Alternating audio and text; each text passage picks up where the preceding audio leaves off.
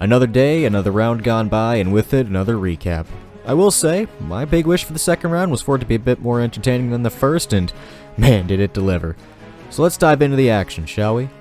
You know, after Game 3, I had this whole bit planned out if Carolina had gotten swept.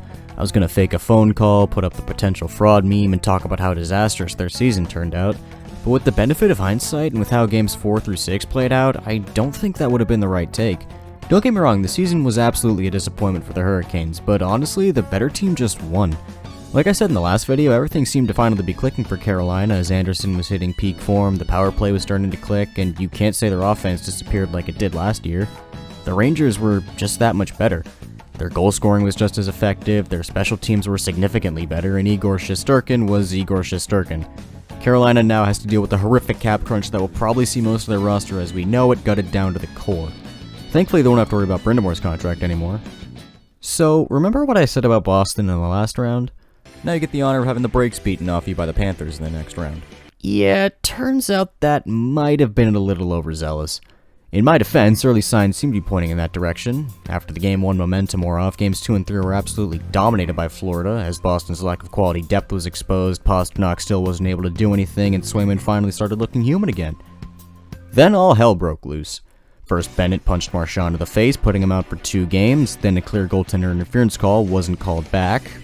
Twice. Then the refs basically just gave up, and Swayman let in probably the weakest goal of his career to end the series.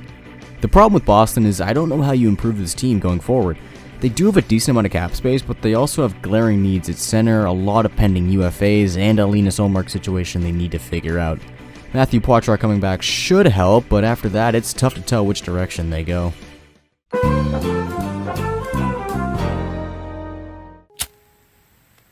Peter, what are you doing? Crack? What the fuck? 2 years in a row, man? Seriously? In all seriousness, I do hope he gets the help he needs and that he's able to come back next year and stronger than ever. Speaking of help, the Avalanche sure could have used his. I mean, when a team with the high-end talent that they do manages only 1 goal in 3 of the last 4 games, then it's probably safe to assume that something's gone horribly wrong. The pain of a second straight early exit only made worse by the fact that Matt Duchene had to be the guy to put the final nail in the coffin. Dallas, don't think you're faultless in this, by the way. I mean, seriously, you gave up a 3-goal first-period lead to lose Game 1 in overtime and nearly did it again the very next game. Thank God Ottinger finally showed up, or else we'd be having a much different conversation. All of that criticism aside, the Stars are starting to look scary good. They've got electrifying youth, the hardened vets, and like I said, goaltending getting hot when it matters. They've had the hardest route to get here, and it's only going to get harder, but go out and win one, boys. Pavelski and Ben have earned it. I just jinxed them, didn't I? It happened. The playoffs have peaked. A highly entertaining playoff series with 2 teams on the verge of killing each other, 2 fan bases on the verge of killing each other, an all-out brawl played out on a sheet of ice where no man leaves unscathed, and the only true winner is Sportsnet. In the end, it would be the Oilers who'd come out victorious and earn their right to advance to the conference finals.